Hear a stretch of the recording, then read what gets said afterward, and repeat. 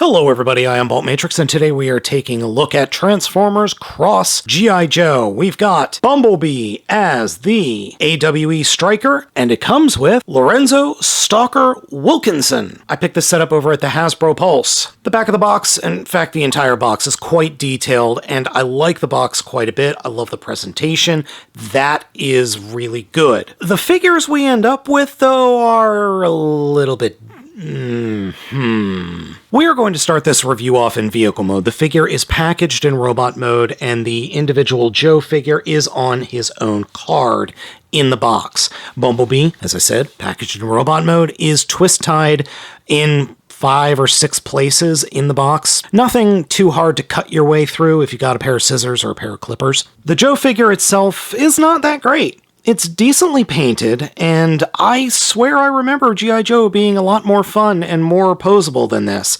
It's just not that great, and maybe that's just my memory of the figures. The overall aesthetic of it is fine, but mine is super loose in the hips. Like, he just falls over, and just the tiniest little movement, and he falls. Posability, head is on a swivel, though it's very tight. Pin in the arm, pin in the elbow. There is bicep swivel. Rubber band for hips. Rubber band connection for the legs, so there is a pin in there. Bend at the knee, and that's it. He comes with a little stand where he can stand up, and he can hold his gun.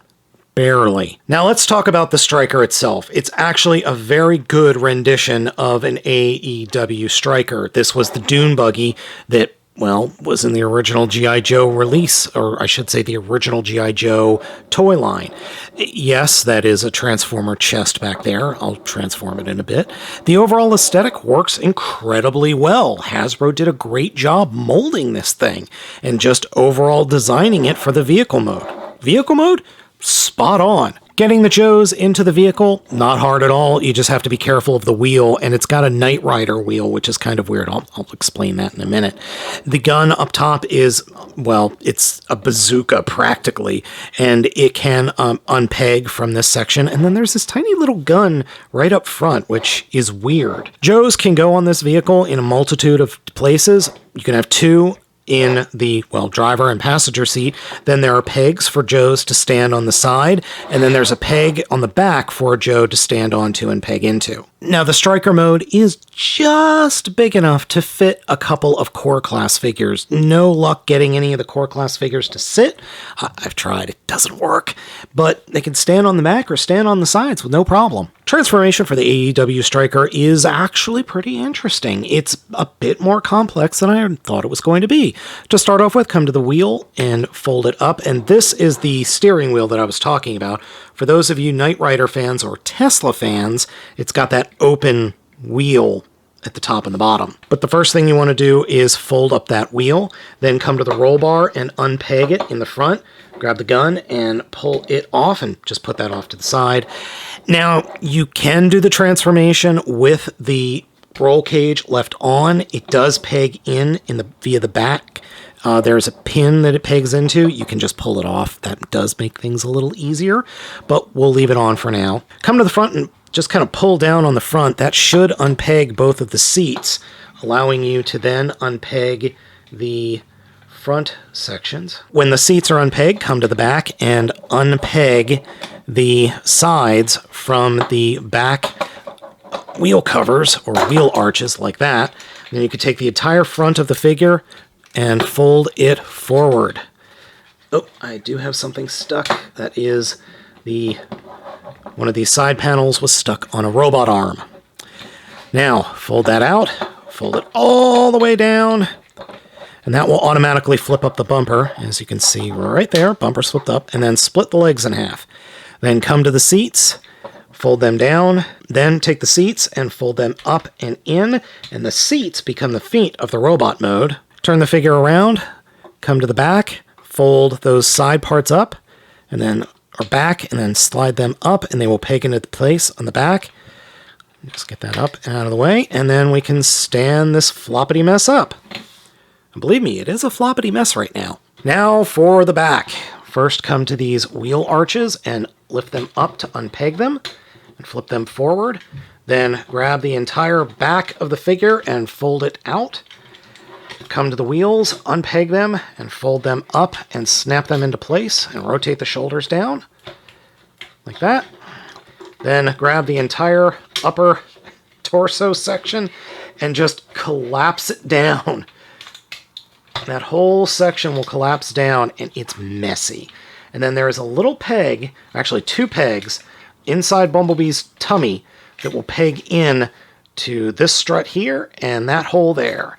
And yeah, good luck. Just good luck.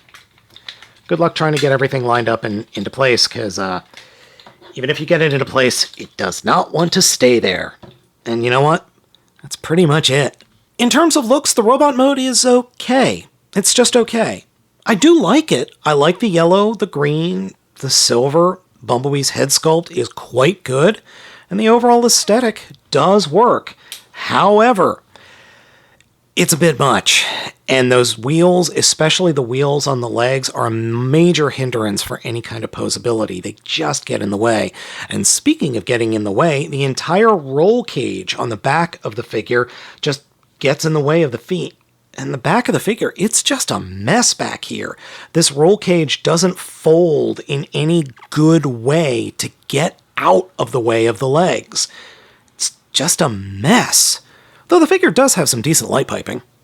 When it comes to scale, the figure's pretty big. I mean, here's Earthrise Prime. It's almost a half head to a full head taller than the Earthrise Prime mold. It's about the same size as a new leader class mold, like Blitzwing or the Fallen. It's about the same size as that. And it's okay.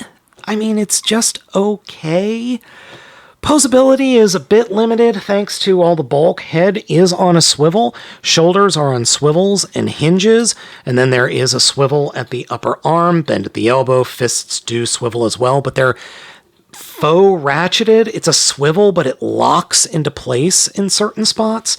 There is a way too loose torso, and there, I just picked it up and the figure fell apart, and the chest fell apart specifically. Dang it, get back in there. Legs do the thing where they kick forward, they kick back far plenty, and it just unpegged again. Beautiful spread. Dang it. Swear word, swear word, swear word, profanity, swear word, demonetization, swear word. And then the legs are a right mess. So it can kick forward and back, in and out, as you saw. Thigh swivel. Then the knees just, they're just a mess, because the pin that attaches the vehicle mode part to the knee is far too loose. And then the hinge that's just above that, that is the robot leg, is much too tight. So every time I try to move things, or every time I try to pose it, it's top heavy and it just goes to pot. Though it does have a figure stand right up in the arse. And if you get this, I strongly recommend using a figure stand, because I have had times where I've picked it up and just posed it a little bit, put it right down, and it just fell over for no reason whatsoever. And I really wish it was better for the price. I mean, this thing wasn't exactly cheap, and neither is Megatron. Oh, and I forgot to mention, there's no foot articulation at all because of the way the figure transforms. There's nothing here. You can't do anything. There's no posability whatsoever in the foot. Maybe it's my lack of imagination, but this is the only real dynamic pose that I've been able to get out of this guy, other than the standard I'm standing up and leaning forward towards you look. You know, like this. And continuing with the negativity, I'm sorry, is the gun. The gun handle is just a little bit too big. Nothing a little sandpaper won't fix.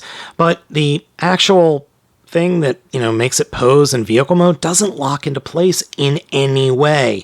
So when you try to get it into his hand in robot mode, it just flippity-floppities about, which is a shame because the gun actually looks really cool and modern. Overall, Bumblebee as the A.W.E. Striker is just kind of a mess. Oh, yeah, and I forgot to mention, the plastic doesn't feel good either. It feels thick, but very cheap. Transformation back into Striker mode is not hard, but it is frustrating.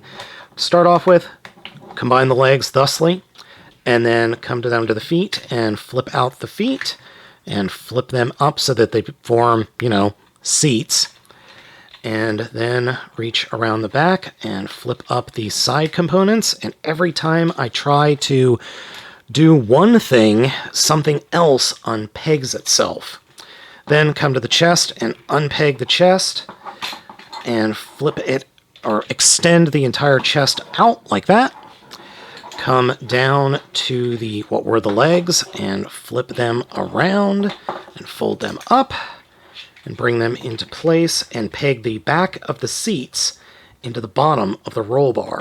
And that will hold that part of the vehicle mode together for you while you do the rest of the transformation. Then you can fold that down, push the side panels down, and they will snap into place. And then we can peg the roll bar into the front of the vehicle mode, like that, and push the steering wheel down. I probably have the steering wheel upside down. I think it's like that. Now for the back. This is going to unpeg the shoulder and bring it all the way down. And then unpeg this shoulder and bring it all the way down like that. Then pull the back down and flip it up.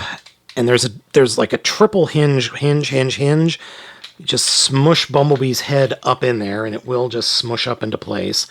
Then bring the arms down and the bottom of the forearms, right there, will peg into the bottom of the runners. Like that. And then turn the wheel arches or wheel wells around and peg them into place against the engine and along the runners. And that is actually the hardest part, is getting some of this stuff pegged together, because it just, again, thick but feels cheap. And there we go. Oh, and forgot to flip down the bumper. Now we're done. If I were to describe this set in one word, that would be messy. It's not good enough to recommend, yet it's not bad enough to loathe and lambaste. It's just in the middle, and it's just like that weird feeling of, no, I don't think this is very good, but I don't hate it either. As I said, vehicle mode is freaking fantastic.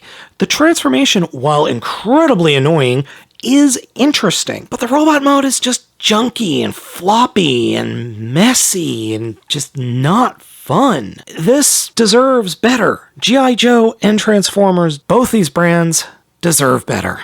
So folks, let me know what you think of this thing down in the comments. Thank you so much for watching. I have been Baltmatrix, and I'll catch you all next time.